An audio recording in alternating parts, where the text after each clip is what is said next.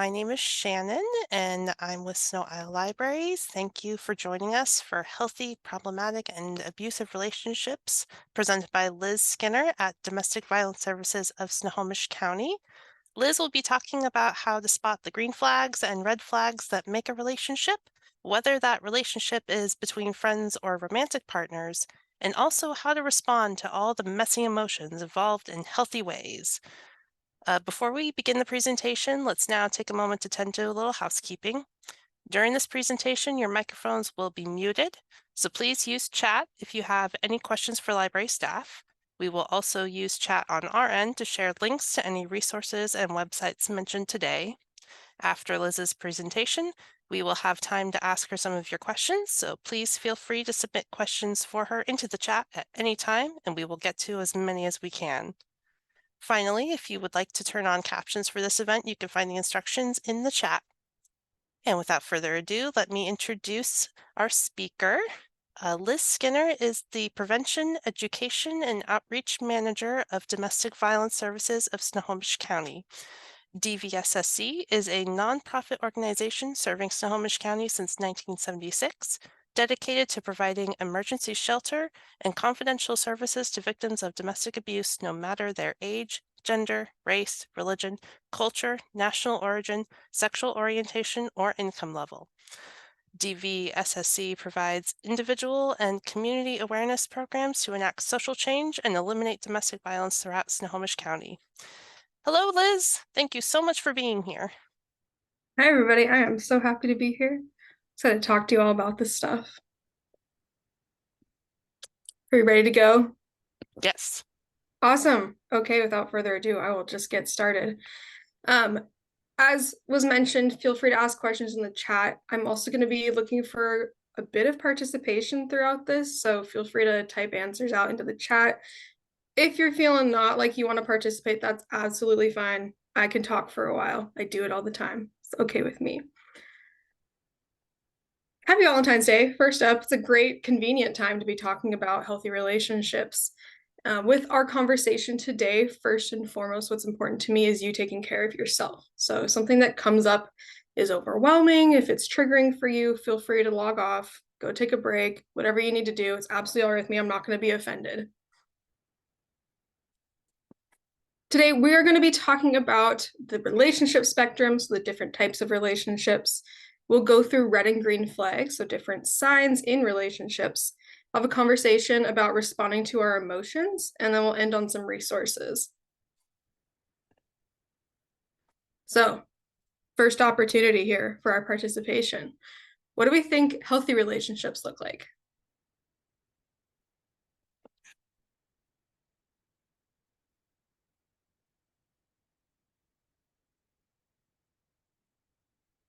Respectful, balanced.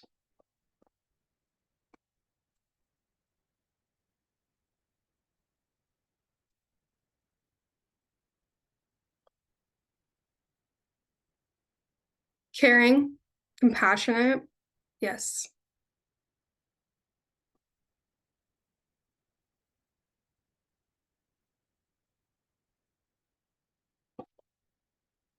Good listening.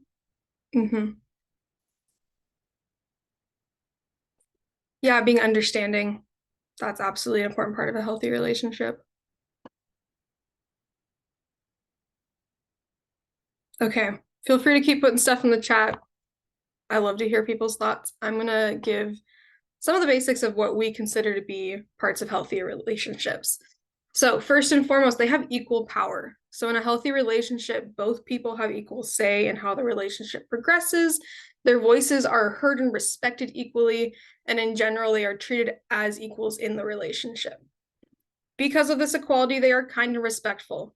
This is the stuff that we're learning in kindergarten. It does apply throughout all relationships that you have in your entire life. Treating each other with kindness and respect is going to be very important. It's going to create the grounds for a healthy relationship. They're also fun. Sometimes people forget this one. This is a big part of healthy relationships. It's not going to be fun all the time, but more or less, we want to make sure that we're enjoying spending time with our partners and our friends. We want to make sure that in these relationships, it's something that brings you joy. They also have healthy conflict. Sometimes, especially when I'm talking to younger people, they're like, you never fight. That's not necessarily the case. You and your partner and you and your friends are different people. You have different backgrounds, experiences, opinions, etc. It's not always going to line up. It happens. Conflict is inevitable. In a healthy relationship, we see that both partners take the time to work through that conflict in a way that works for both people. So rather than trying to win or be right, they are trying to resolve the matter. Healthy relationships are also safe. In these relationships, you feel safe to speak your truth, to be yourself. You feel physically safe. We want to be feeling safe in our relationships. They also have clear and reasonable boundaries. I could do a whole another hour presentation on boundaries, what makes them reasonable, how to express them. We'll see if I can come back and do a whole other one on that. But with boundaries, we want to make sure that they are clear to each other, because when we set boundaries with our friends and our partners, that means they're able to respect us in a more easy way. We're communicating the things that are okay for us and the things that aren't okay for us. And they're not going to be hurting you because they know where those lines lie. Okay, so moving over here into the second part right here. What do we think about unhealthy relationships? What might make a relationship unhealthy?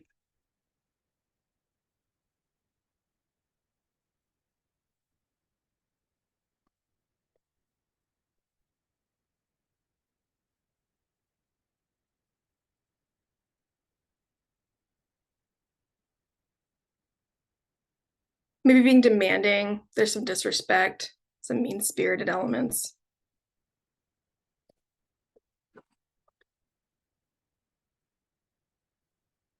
My way or the highway. Yep. Belittling. Absolutely. Dismissive. Yes. Yeah. Feel free, like I said, keep putting stuff in the chat. I definitely want to see them. What we have in here is we still see this equal power. So in unhealthy relationships, both partners are still treated as equals. They are respected as equals, but there's some elements here that aren't necessarily okay. So we see maybe there's these unclear or unreasonable boundaries. The boundaries you're setting maybe change from day to day and you're not actually expressing that to your partner, or you're setting boundaries that are controlling other people. There's these unhealthy and unhealthy behaviors. So we have a mix of both these kind of respectful things and the red flags that we don't want to be seeing. And unhealthy relationships are also safe. So you do feel physically safe. You feel like you can be yourself. You feel like you can speak the truth. That is going to be an important element of our unhealthy relationships. So with all of this in mind, what do we think about toxic relationships? What do we think maybe distinguishes it from the other two?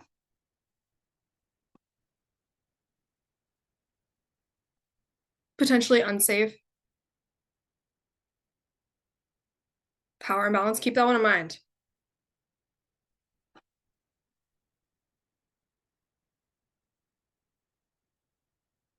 These are good thoughts.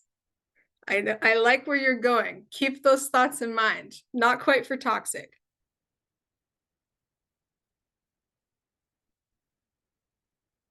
Okay. Got some similar thoughts on this one. That's awesome. So, with our toxic relationships, what distinguishes these from our healthy and unhealthy ones is that A, they're super dramatic. They have these big emotions, these big blowout fights, and then these really good moments. These are the couples that are constantly breaking up and getting back together on a given day. You're like, do you like each other? That's what we're thinking of. And that's because there's a battle for power and control. So both partners, they're still technically equals, but they're trying to create inequality in the relationship. They're trying to control one another, but nobody's actually accomplishing that. And so we see a number of unhealthy behaviors. We see things like cheating, lying, belittling. We see all of that happening on both sides of the relationship. Maybe not at the same time and maybe not in the same ways, but both people are engaging in those things. Because of that, we have unhealthy conflict. So I talked over here about healthy conflict, how we try to resolve it in a way that works for both people. In toxic relationships, you have conflict where you're trying to win. You're trying to be right, you're trying to get your way, and trying to dismiss what your partner's saying in order to meet your own needs. All of this combined makes these relationships very exhausting. Talked about relationships being fun when they're healthy. This is kind of the opposite end of that. If you are feeling exhausted when you're spending time with your partner because there's this unhealthy conflict, because of these unhealthy behaviors, because you're constantly going back and forth and breaking up and getting back together, there's that emotional exhaustion occurring. So I have this little hand over here. It's not a stop, it's a wave. That's why there's little tiny motions things there. What do we think that might be based off of the context you've been given so far?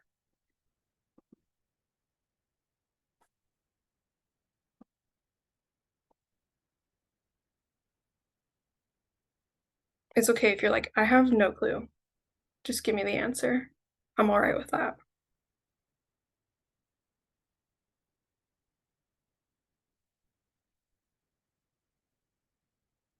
Okay. A wave for help. Yes. The reason for that being is that we're going to have abusive relationships over here. So, with abusive relationships, and this is where you all had really good thoughts, and I wanted to bring it back to that. We have one person in this relationship who has all of the power and control. They're unequal. One person is trying to control their partner. They're doing a number of unhealthy things in order to control that person, in order to harm that person. Because of this, these relationships are very disrespectful. One person is not being treated like they have the right to make their own choices, and one person is not being treated like they have the right to be their own person. And that is disrespectful to our innate rights to have healthy relationships. They're also harmful. That might be physically, which tends to be what comes first to people's minds when we talk about abuse, but it can also be emotional or mentally harmful and unsafe. We see that maybe they are doing a number of behaviors to try and alter somebody's mental state, even if they never actually physically hurt them, they're still hurting them in other ways. All of this creates an unsafe relationship. Because one person has power and control and the other person has none in that relationship, it is not safe for them to speak their truth. It's not safe for them to be themselves. It's not safe for them just to exist sometimes. It might be physically unsafe. And so I have this line here. And the reason I want to emphasize why that line is there is over here, we do have a spectrum right here. So we have healthy and toxic with unhealthy right in the middle. And because that's on a spectrum, we can move in and out of that in the same relationship. You can have a relationship that starts out healthy. It kind of gets into the unhealthy place and you're like, I'm noticing that we're doing these things. Let's go back that way. Let's go to our healthy side. Maybe it starts out toxic and you both want to put the work in to try to get to a healthier place. You absolutely can. The reason for that being is that all of these three relationships down here, healthy, unhealthy, and toxic, have a sense of equality in them. Even if they are trying to get inequality through that battle of power and control, both people still do have a say, and both people can put the work in to make it healthy. What distinguishes abuse is that it's one-sided. One person is doing harm. And so it is not the same on that spectrum. We think of this spectrum right here. Abuse is over there off my screen, different plane of existence. Because of that control, one person is not going to be able to say, hey, I want to work on our things if their partner is the only one doing the harm or if their partner is controlling their behaviors. There's that inequality of power there. You're not going to be able to get to a healthier place. So how can you tell if a relationship is abusive? Get this question a lot. And there's a number of different ways. So we're going to go through a couple different signs of abuse. So we have red flags. This is what we're going to be considering abusive behaviors that we see, things that may be subtle or pretty obvious, things that we might be feeling or noticing in our partner that are indicators that maybe it's not a healthy or equal relationship. So if you feel like your partner is controlling who you talk to, they try to control who you spend your time with, who you're talking to, they go through your phone all the time. You're texting your friend, they're looking over your shoulder all the time. You're like, who are you talking to? Why are you doing that right now? They put you down. You guys brought that one up earlier for unhealthy relationships, belittling you, insulting you, making you feel bad about yourself. They might be tracking your location.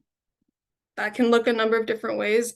With the rise of technology and social media, abuse has changed a lot. It has a number of different tactics. And one of those ways is things like having location on, saying, oh, well, when you're out with your friends tonight, like, I want to make sure you're safe. So just turn your location on for me. And what ends up happening is they're monitoring where you're at. And maybe you go somewhere where you didn't tell them you're going to be going and you get in trouble in the relationship. Love bombing. So this is a new slang-ish phrase that's been going around. And essentially it just means intensity. So in a relationship, things get really intense really quickly. Maybe they show up at your house with a gift and you're like, how'd you get my address? This is kind of weird. Or maybe after a week of dating, they're like, I love you. I would die for you. And you're like, whoa, okay, that's a lot. Let's take a step back. And what they're doing through this behavior is they are trying to manipulate you and push you and pressure you into going further into the relationship than you might be comfortable with. Gaslighting you. Does anybody know what gaslighting means? Or have a good definition you want to throw in the chat? Or even if you just heard the word before, just drop a yes if you're like, I know what this is.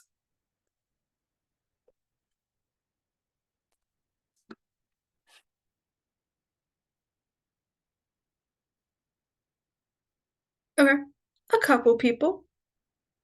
Yeah, this is another pretty common word that's been going around. So I want to give you all a clear definition of what that means, because sometimes it can be kind of convoluted for other things. So gaslighting is when somebody makes you question your own reality. So they tell you that you did something you know you didn't do, or they deny doing something that you know they did do. So maybe you get into a fight the night before and they call you something really, really mean. They curse at you, they're yelling at you. And the next day you've both cooled down, you go and try and talk to them about this. You're like, hey, it really hurt my feelings when you said that to me. Can you please not call me that again? They're like, I don't know what you're talking about. You're making that up. And you're like, but I was there, like it happened. And you know that this thing happened, but they're completely denying it. And the first few times that that happens, you might be kind of like, okay, I don't know what their problem is. But as time goes on, this is happening repeatedly over and over and over again. You're not going to be able to trust your own judgment and your own memory. That's a very dangerous place to be in. If you notice that you're like, I actually can't rely on my experiences, I have to trust this other person because there's something wrong with me. I'm making things up, it sounds like, or I'm not seeing things the way that they actually are. That's a very confusing place to be in, and that gives them control over your own memory. That's scary. If your partner is making excuses for their harmful behaviors, if nothing is ever their fault, it's always, I had a bad day, this person yelled at me, this thing happened. Sometimes it looks like that. Other times it looks like making other excuses, like, oh, I'm just a violent drunk. I'm really struggling with my mental health right now. I just have anger issues. We see that happening a lot in the media in particular, being like, oh, well, people who are alcoholics are abusive. We know that's not the case. There are plenty of people out there who struggle with alcoholism and struggle with substance abuse issues and never hurt their partners. We know that there's not a causation factor there. What we see happening is somebody is choosing to repeatedly engage in these behaviors as an excuse for doing harm to their partner. If they know that they hurt their partner when they get drunk and they still continue to drink, that are making a choice. That is making a choice that they're like, okay, well, I'm still going to sacrifice you feeling safe in this relationship. It's a very complicated issue, but we know that there's not that causation there, if that makes sense. If you guys have any questions about that too, feel free to throw it in the chat. I will answer it before we move on from this slide. If you are feeling lonely or isolated, so sometimes you might not be able to pinpoint exactly why you're feeling a certain way in a relationship, but those feelings can still be red flags. And one of the most dangerous red flags we see is isolation. So what happens with isolation is your partner does a number of things to shrink your social world. So maybe they say stuff like, you can't really trust your friends. Like, I don't really like these people. I don't think your family has your best interests at heart, or they don't like me, so we can't go over there anymore. Anything along those lines. And it can be subtle, it can be obvious. Maybe they're spreading rumors about you. Maybe they're sabotaging things like your career. And what happens over time is your social world shrinks and shrinks and shrinks until it's just you and this person. And the danger of that is it becomes a feedback loop. So you don't have those friends around you anymore to say, hey, you seem like you're not doing okay. Or, hey, how's your relationship going? Because you've been isolated, there's nobody to call out what's happening. And there's nobody for you to go to say, I don't know, we got in a fight last night and like this didn't feel good. You don't have those people anymore. And it allows this person to continue to harm you, and it gets worse and worse over time. And that's the big danger that we see with isolation. If you are feeling like you can't say no to them, so every time they ask you to do something and you're like, I don't know if I feel about that, they guilt trip you, they pressure you, they coerce you in any number of ways into making you do something that you don't want to do, that's absolutely abusive behavior. If you're feeling trapped in the relationship, so this is a big one. Sometimes in relationships, people will say things like, if you break up with me, if you leave me, I will hurt this person. I will kill this person. I'll hurt you. I'll kill you. I will hurt myself. I will kill myself. And those are big threats to hear. What we want to emphasize to you first and foremost, if you hear a threat like that, it is absolutely okay for you to still make a choice for yourself and leave. If they are making that threat and they follow through with it and you after you've left, that's not your fault. They're making a choice. It is important for you to prioritize your safety. So if you're feeling trapped because of threats that they're making, go get help. Go find somebody who can help you with the situation. If you're younger, there's absolutely school resources. If you are out of school, there are community resources like my organization that can help you deal with these situations. Another big one. So if questions come up about that, feel free to put it in the chat. If you feel like you have to tiptoe around their feelings, so that's kind of it's their way or the highway a little bit. If you feel like you are constantly walking on eggshells around them, you don't know what's going to set them off next. That's intense volatility that you're seeing in that relationship. Even if you can't pinpoint exactly why you're feeling like you have to be careful about what you say, there is a reason. They're doing things that are extreme. They're having these overblown reactions, and it's making you feel unsafe. With that, if you're feeling afraid, fear has no place in your relationships ever. And if you are feeling afraid of your partner or what they might do to you, even if you're not sure why that is definitely a sign that it's not an equal relationship. Okay, I see some things coming into the chat. Resources. Absolutely. Good ones. I have some at the end too that'll be helpful. Any questions on this slide before I move on?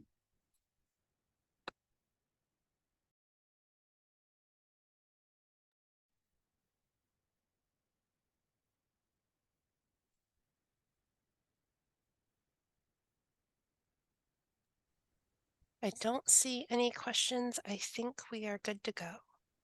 Cool.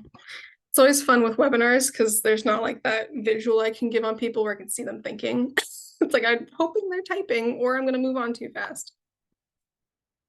So we get this question pretty often. If you see a red flag, does it mean you have to end the relationship? The really easy answer is I'm not going to stand up here, I guess sit up here for you all and tell you what to do with your lives. It's not my place to say you have to be with this person. You need to give them a second chance or you have to leave. You should not put up with that. That's not my job. That's not what we do. And nobody should be telling you you have to be in a relationship or you have to leave a relationship. What it comes down to is it a deal breaker for you? If you are feeling this way, if you notice these behaviors, is that okay for you? Is it not okay for you? Is it an unequal dynamic or is it an unhealthy dynamic? And looking at that relationship spectrum of where do these behaviors lie? So ultimately, it is your choice. There are resources to help you if you do want to end a relationship to help you through the process because it sucks. Ending relationships is not fun, but you don't have to. You can absolutely stay with somebody and give them a second chance or try to work on a problem.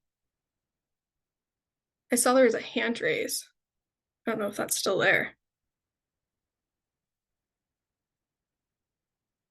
I don't even know how that would work with a webinar. It's fun. I didn't see a hand raise, so I'm not Okay, sure. that's cool. We'll keep moving on.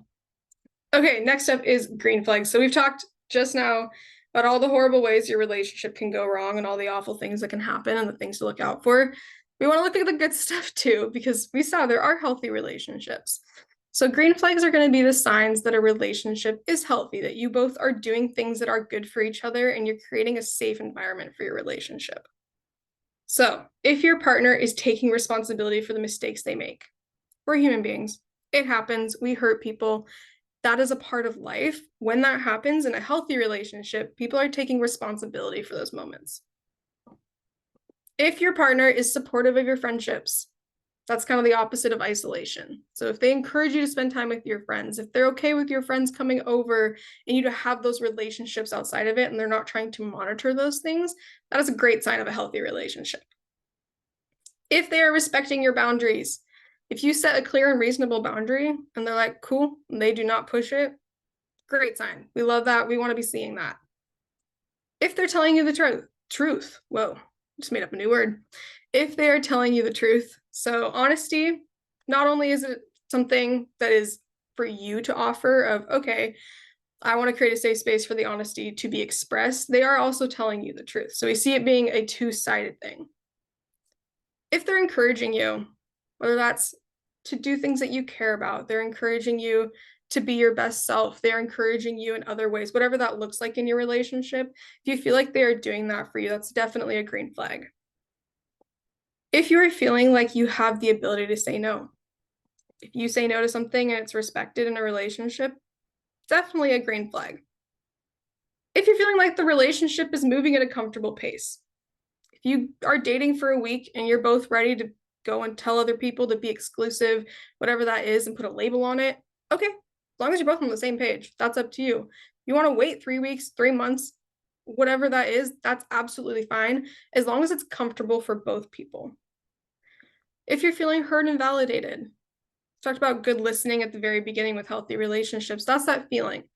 If in this relationship you are feeling like they're hearing what you have to say and they're validating the things, even if they don't agree with them, that's definitely a good sign. If you are feeling empowered to try new things, you want to have your partner encouraging you. You want to have independence in a relationship. And so when they are empowering you to go and try new activities, to hang out with different people, to express yourself in different ways, that is a great sign of a healthy relationship. That is a sign that they are allowing you to have your own independence and that you have that sense of equality. If the relationship feels safe, talked about wanting to feel safe in our relationships and being unsafe is a sign of abuse. If you feel safe with your partner, if you feel like you can trust them with your secrets, if you feel like you can trust them to respect you and to treat you well and not hurt you, green flag 100%. Are there any questions on any of this?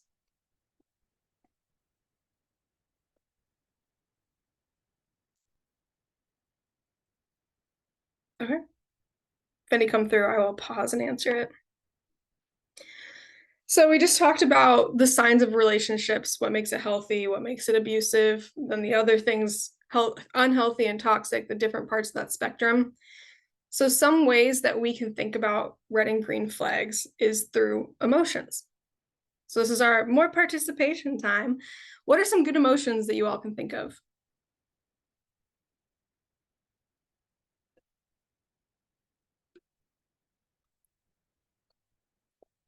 Joyful. Mm-hmm.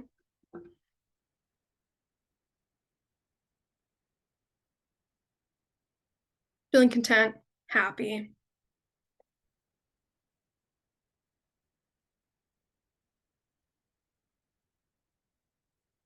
Yeah, having laughter.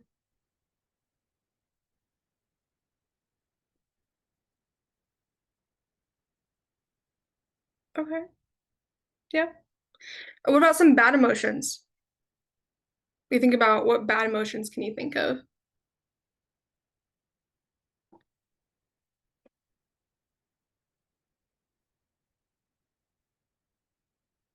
Hopeless, angry, sadness, bewildered. I love that word. It's so fun. Fear. Mm-hmm.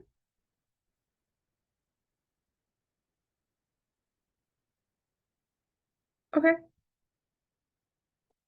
Yeah. So we see that there's a number of emotions that we think of when we're thinking about health or good and bad emotions.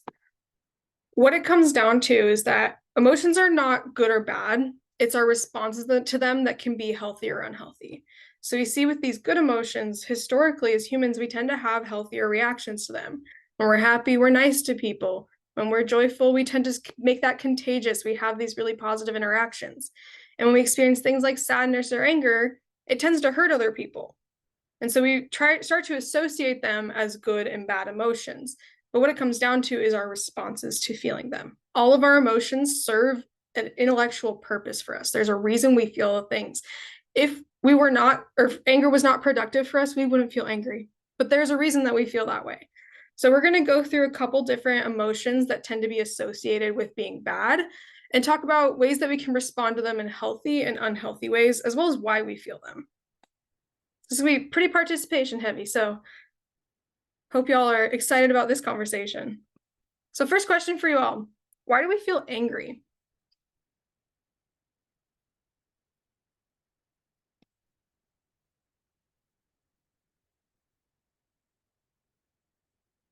When we're not feeling heard, your expectations are thwarted.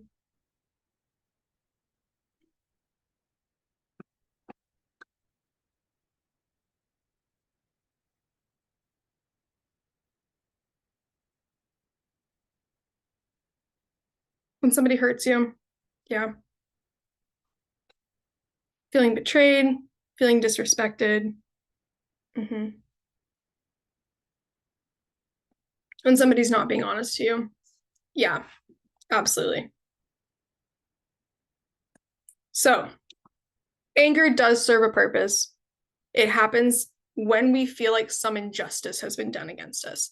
And that seems kind of dramatic for sometimes when you feel angry and you're like, oh, it's just this little thing that happened. But it is still a sign that something that you did not like, something that doesn't align with your values, occurred. And it motivates us to take action. So when we feel angry, we usually want to do something with that emotion. We feel it in our body and we're like, oh, I just need to let this out. And that is our body and our brain trying to tell us, you need to go do something about this. So if we see our friend being hurt and we stand up for them, that's that positive response to feeling angry. That's that motivation occurring there. Other times it might motivate you to do things like punch something. That might not be the most productive way to deal with it, and it might hurt somebody. So, with all of that in mind, what are some unhealthy responses we might have to anger?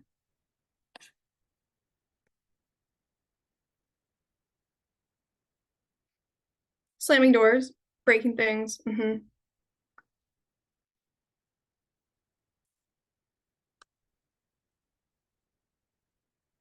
yelling,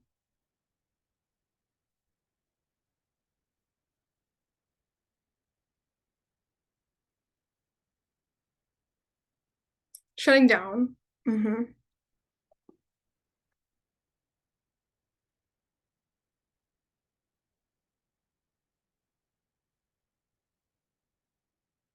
threatening to hurt you or themselves, generally making threats.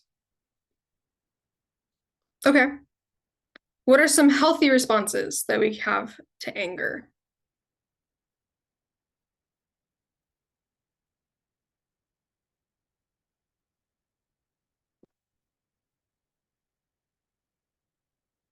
Finding a creative outlet, taking action to resolve the issue. Yeah.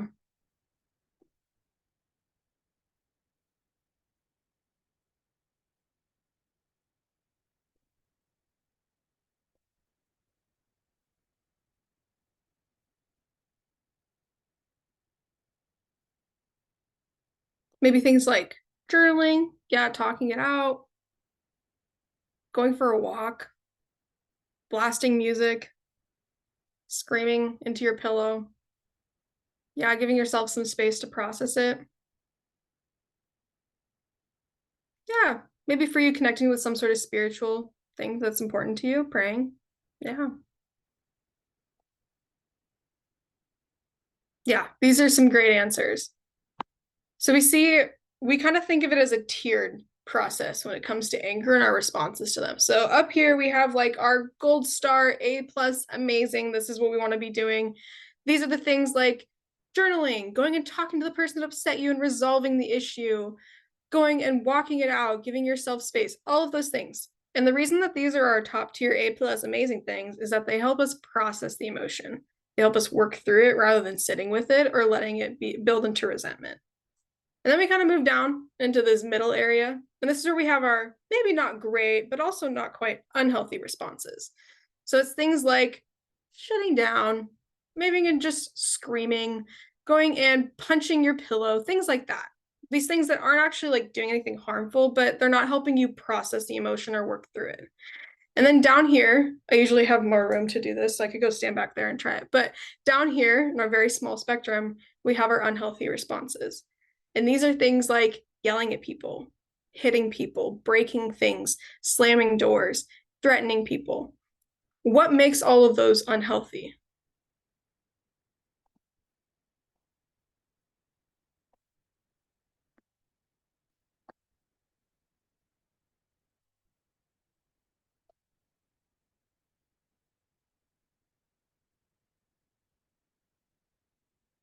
Yeah, they're harmful to other people and ourselves. They create fear. Yeah, they create these unsafe situations and they might hurt people. And that's why we have them as unhealthy category. We want to be avoiding those things. That's why we have this middle area because, yeah, maybe not the best response. It's also not the worst response.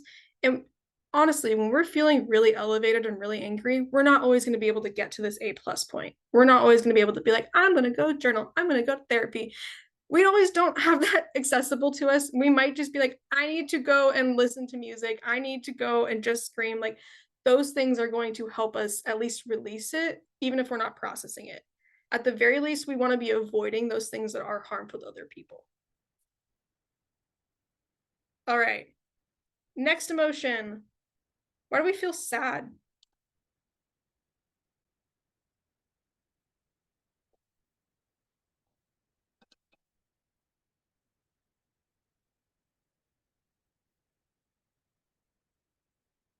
Missing someone or something?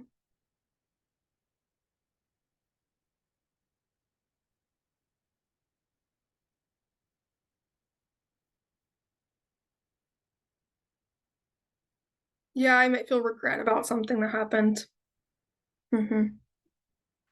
Unmet expectations. Paul, you're on it. Yep. Isolated by issues with a partner. Yeah. Feeling kind of alone with what you're going through.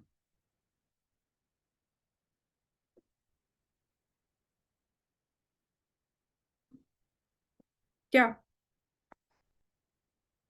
Hopelessness. So, just like anger, sadness serves a purpose for us. There's a reason that we feel this way. It's not just to make us feel bad. There's an actual good reason why we feel sad, and it is because we have unmet expectations. Kind of the other side of anger. Something happened that didn't live up to what we wanted it to be. So maybe you didn't do well in a performance. Maybe somebody that you're really close with hurt you. Maybe somebody passed away. Maybe your relationship's not going well and you're kind of grieving the fact that it wasn't or isn't turning out the way that you want it to. Anything along those lines. That's why we feel sadness is we have these unmet expectations. And the reason that we have it is to help us process those times. It's to help us realize, okay, this happens. This is a part of life. It's an evolutionary response to teach us that not everything is going to live up to what we want it to be and that we can get through that time. So, with that in mind, what are some unhealthy responses we can have to sadness?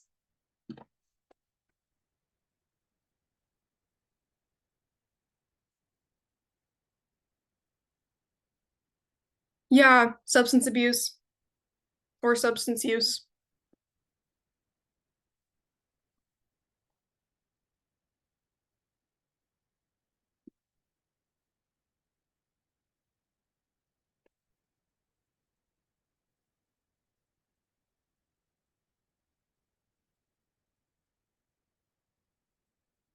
Yep. Isolating yourself, cutting yourself up from your friends, your support systems, your family. Absolutely.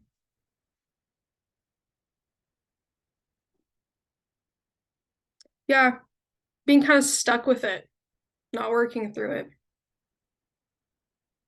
letting it consume you. Yeah. I don't know about you guys, but I'm sad. Sometimes I get kind of irritable, kind of turns a little bit into anger. I get kind of cranky with everybody around me because I'm struggling with the feeling I'm having. That's going to be an unhealthy response too.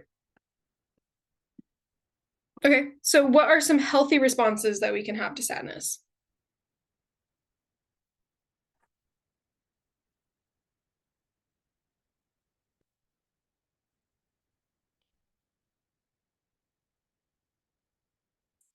Crying. For some reason, that one is the hardest for people to get usually for this healthy response. Reaching out to friends. Yeah. Figure out what the lesson is for you. Yeah. Sometimes there's a lesson.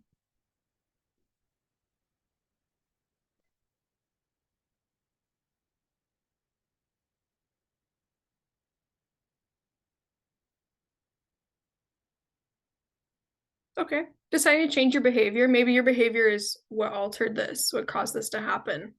Making a choice to be like, okay, in the future, I'm not going to do this. Doing things you enjoy. Absolutely. Yeah. So again, we kind of have our tiered responses. So up here, we have our amazing things, the things that are going to help us work through sadness, which is stuff like going to therapy, journaling, talking about the issue with friends, that kind of stuff.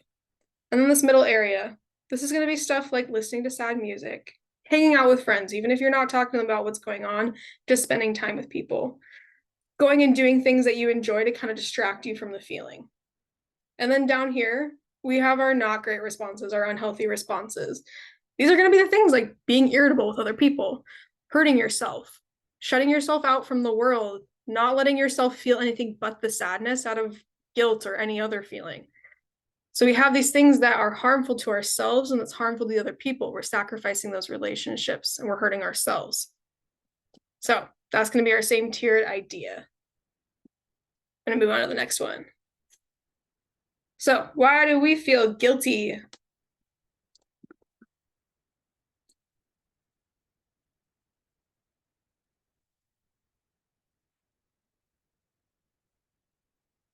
Made a mistake. Yeah. Acted against our own values. Yes.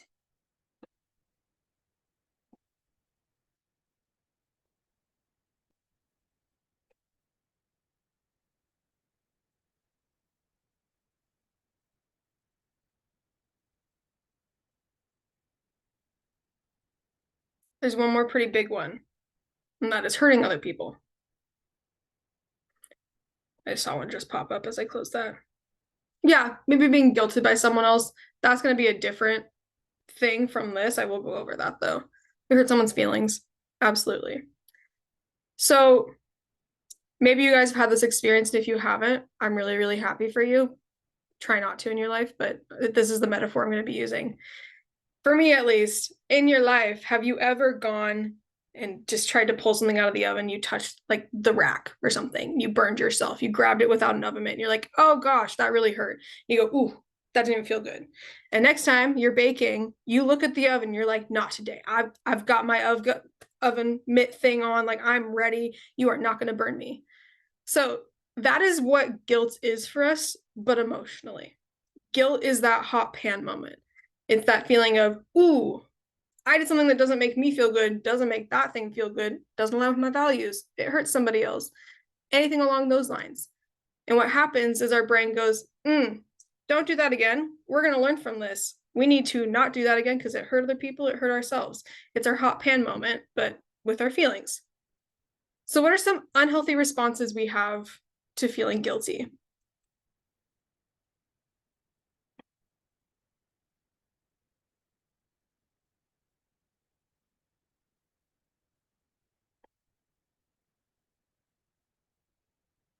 Beating ourselves up over it. Absolutely.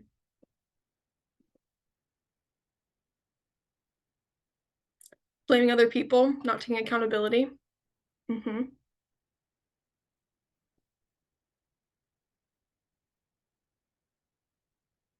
Yeah, continuing the same pattern of behavior, not learning from it,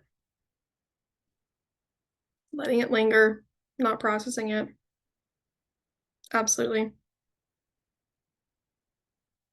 All right, what are some healthy responses that we can have to feeling guilty?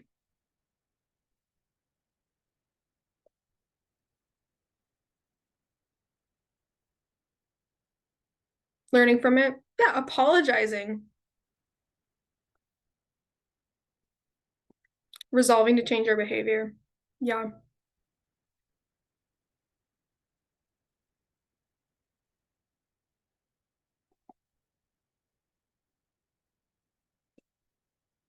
When I have this conversation with middle schoolers in particular, they really lean into the apology thing. They're like, okay, apologize.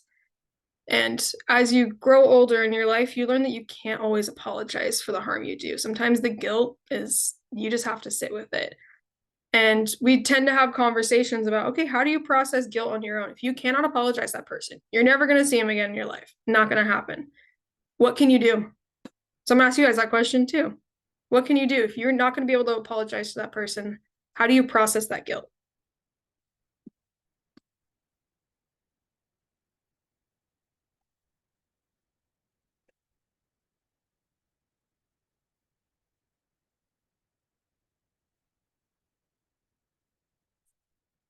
Therapy? Yeah.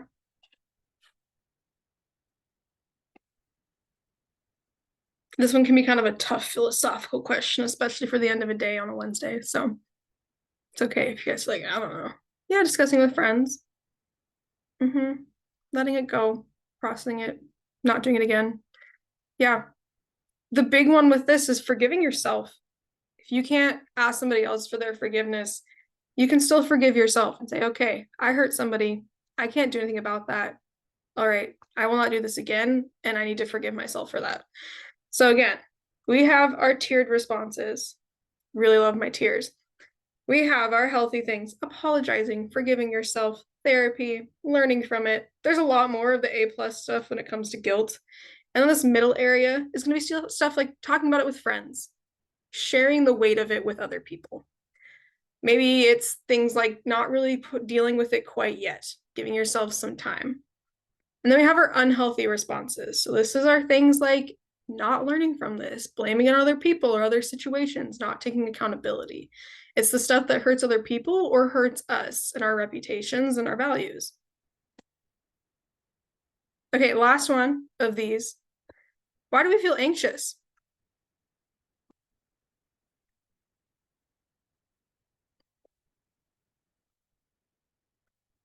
Loss of control.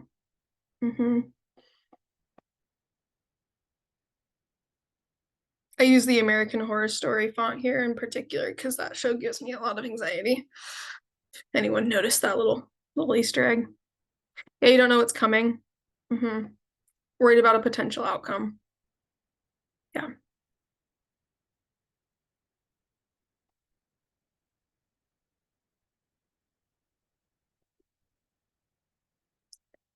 Yeah. When we feel anxious, this is our brain telling us, you don't know what's going to happen next. So what happens in our life is our brain tries to create these patterns in the world around us. It looks at our experiences we've had and it uses that as a basis. So if you've had something bad happen, let's say you got in a car accident, maybe you know how to prepare yourself. Like, okay, I really got to check my right mirror before I turn. You really make sure that you're doing those things. You're preparing yourself for the potential outcomes of the situation. Anxiety occurs when you don't know what's going to happen next. You don't have a pattern to base it off of. So it's things like you have a big thing coming up, a big work event, a big school event, and you're like, I don't know how this is going to go, and I'm really stressed about it because it could go really well or it could go awful and I could die. And that's where your brain goes, because there's nothing for your brain to be like, okay, this happened this one time. I guess this might be how it goes now. You don't have that basis. And so we get really stressed. The motivating thing here, the reason that we do feel and the reason that it serves a purpose for us is it pushes us to try and prepare ourselves. If you know that you have a big performance coming up or a big interview coming up, you will prepare yourself. You're going to go through all the questions you might need to do. You're going to practice. You're going to go through all the stuff that's important to you and really pump yourself up to make sure you know your stuff so that you are prepared for whatever outcome does occur. And that's why anxiety does serve a purpose for us, is it helps us prepare for what we do not know. What are some unhealthy responses to feeling anxious?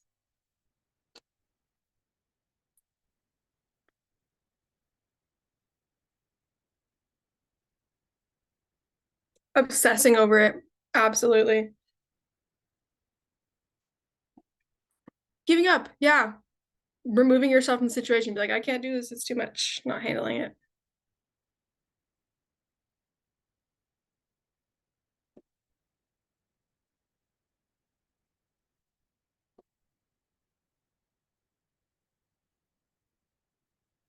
Maybe neglecting your relationships because you're so dialed in on trying to prepare for this thing. You stop spending time with other people. Taking it out on other people. You feel anxious, you tend to also feel pretty on edge and irritable, and everything everyone does stresses you out a little bit, and you start to take that out on other people.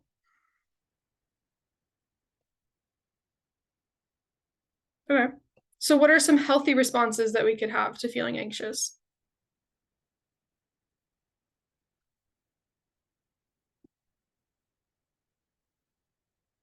Breathing. Yeah. To breathing. Yep.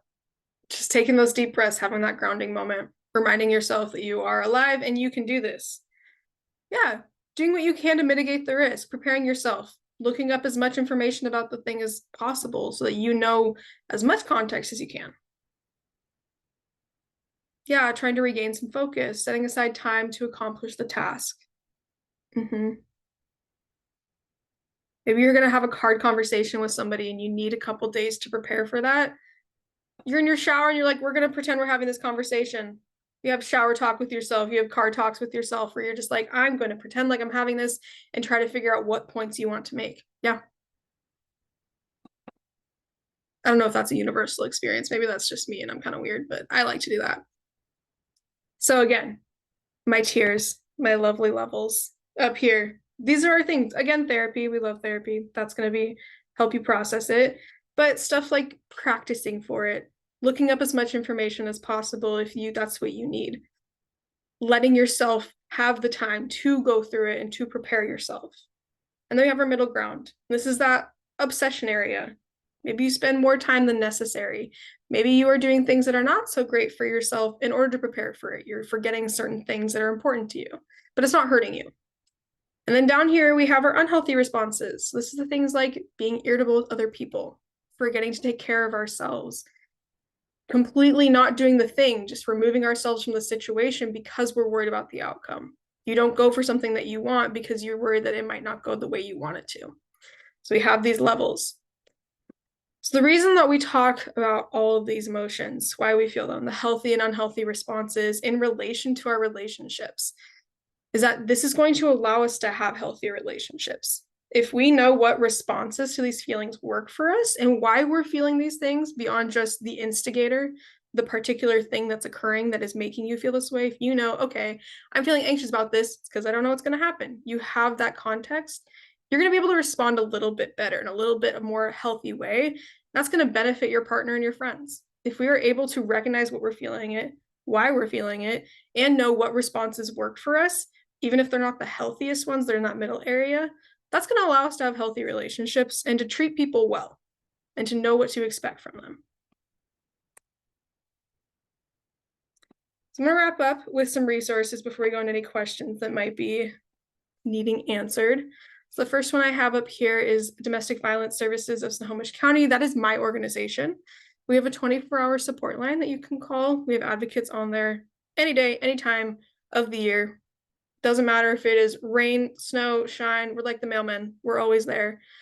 If you are in a situation where you might need help, if you are a family member of somebody who might need help, a friend, you just have questions about our services and what we do, that number is available for you to access, and we serve the entirety of Snohomish County. We have the National Teen Dating Violence Hotline. So this is specific to people under the age of 25, I do believe, because by law, I think it's something like 13 to 24 is technically a youth. It's kind of cool. I don't know. We have a call, text, and chat line for that. So based off of what somebody wants to do, they can absolutely access it in a number of ways, whatever's accessible for them. And that website down there, loveisrespect.org, has a bunch of resources that are teen specific about, is this a healthy relationship? What do healthy friendship dynamics look like? How to be technologically safe and safe on social media if you are in an unhealthy or abusive relationship. And then we have the National Domestic Violence Hotline. So this is for anyone who's experiencing any form of domestic violence outside of intimate partner violence. It could be with a family member, a sibling, a friend, a roommate, a partner. There are resources out there to help people in those situations or to help people who have loved ones and friends in those situations. So they also have a call, text, and chat line for that. Their website as well has a number of resources. One of the most beneficial, in my opinion, they have a safety planning quiz, essentially. So you fill out answers that are appropriate for you or your friend for safety planning, and it gets emailed to you, and you have that safety plan. And it's very helpful. So feel free to check those websites out for some really interesting resources. That is all I have on this presentation today. If anybody has any questions, feel free to put them in the chat.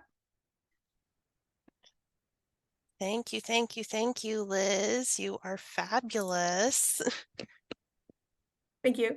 And I'm just going to go ahead and share some of those resources down in the chat as well.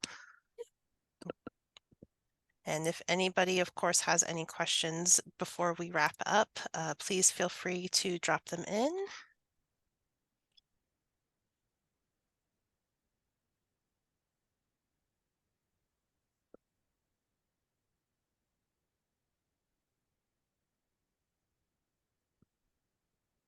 Thank you, Barb.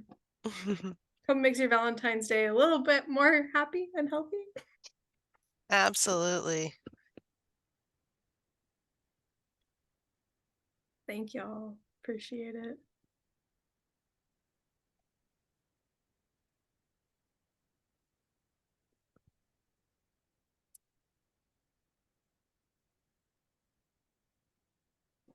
If you do have questions that came up and you are not feeling comfortable dropping them right now, call that support line or ask one of the people on these helplines and they will answer them for you.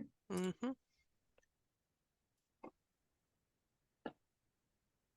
I'm just dropping a couple of websites as well. We have the Northwest Network of Bisexual, Trans, Lesbian, and Gay Survivors of Abuse, and also the Legacy of Healing with the Tulalip Tribes.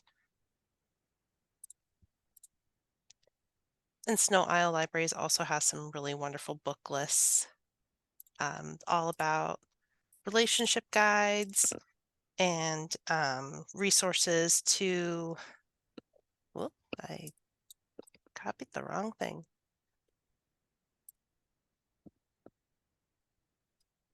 Resources guides and for teen dating violence as well. Yeah, it is Teen Dating Violence Awareness Month, so It is. it'd be a helpful time to have this conversation. Absolutely. All right.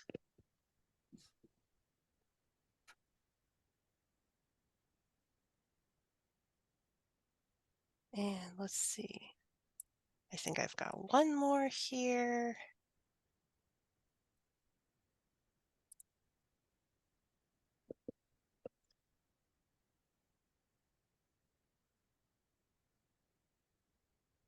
As always, library people, we love to make lists. Same.